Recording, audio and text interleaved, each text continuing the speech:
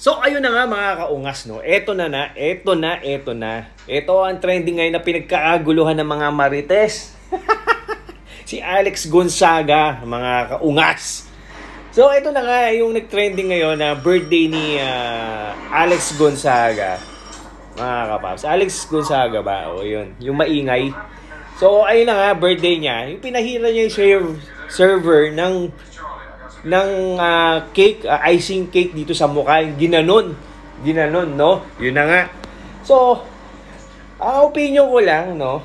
Para sa akin okay lang, no? Okay lang na pahiran ako.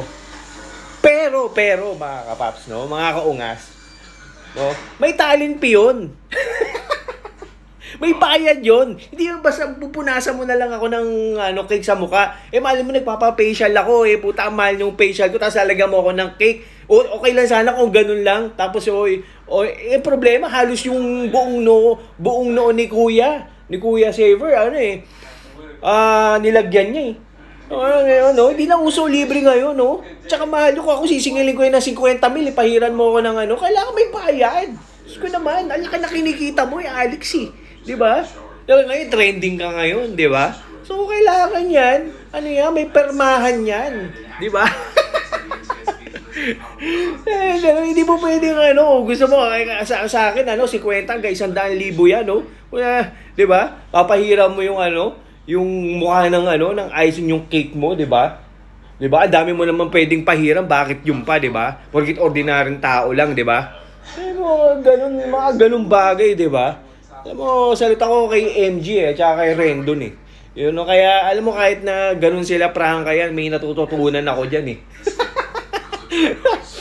di ba? So ayun, so ngayon trending nga siya, pero para sa akin talaga opinion ko lang to, kanya-kanya opinion to mga kaungas. So hindi nga naman maganda yung ginawa ni Alex Gonzaga, di ba? Kasi the first place, di ba?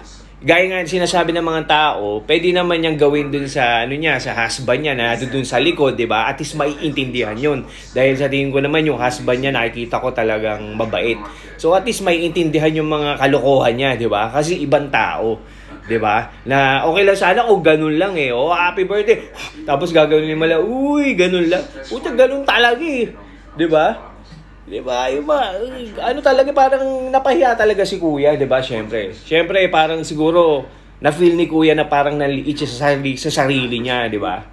So, alam ko yung ganyan kasi I feel you, Kuya, diba? I feel you, si Kuya Saver. Server yon. Kuya Server, nabubulol na ako. Pero ayun, sana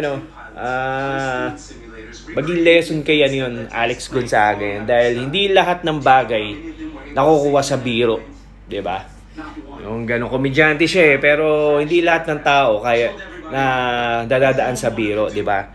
Dahil nakakasakit na siya ng tao, alright? So ayun, yun lang mga kaungas. Bye.